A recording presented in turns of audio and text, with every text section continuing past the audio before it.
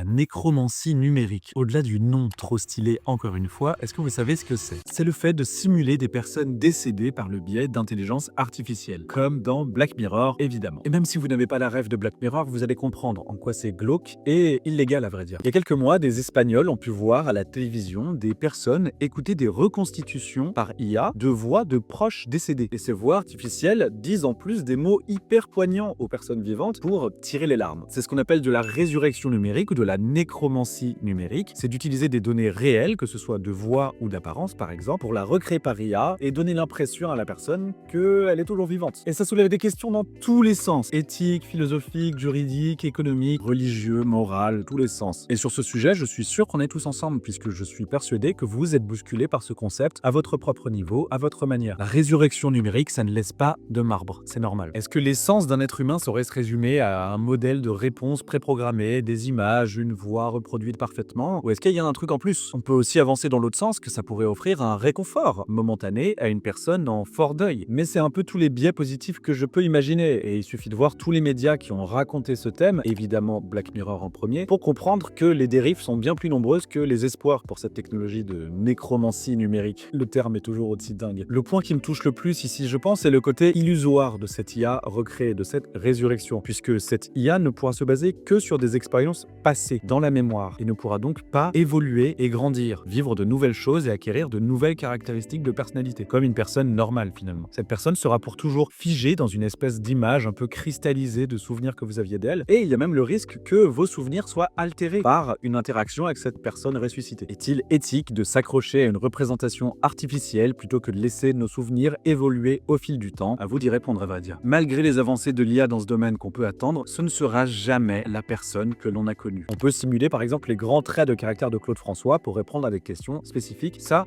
je l'entends. Mais qu'on ne me fasse pas croire que pour le père de Claude François, ce serait comme revoir son fils. Ça n'a pas de sens. Et puis évidemment, la dernière question un peu problématique qui reste, c'est le droit à l'image. C'est bête, mais qui a le droit de décider si une personne doit être recréée numériquement? Comment demander son autorisation à une personne qui est morte, qui ne peut plus la donner du coup? J'espère enthousiasmer votre curiosité sur le sujet parce qu'en fait, on ne fait que toucher la cime de l'iceberg de ce sujet. À mon avis, la nécromancie numérique va être un sujet majeur de ces prochaines décennies, évidemment. Et comme d'hab, si vous avez quelque chose à apporter sur le sujet, que ce soit une réflexion ou une expérience, n'hésitez pas à la partager en commentaire, on pourra en discuter tous ensemble. Bien évidemment, je vous recommande toujours autant la série Black Mirror, qui vieillit toujours aussi bien année après année. Et puis si vous aussi, vous trouvez que le monde y bouge à 1000 à l'heure et que vous voulez pas rester sur la touche, vous vous abonnez, on a plein de choses à se dire, on a plein d'histoires à raconter. Et je vous engueule, mais je vous aime quand même. Prenez soin de vos proches. Oui, toi, appelle ta mère, dis-lui que tu l'aimes. Maintenant. Bisous maman, bisous papa.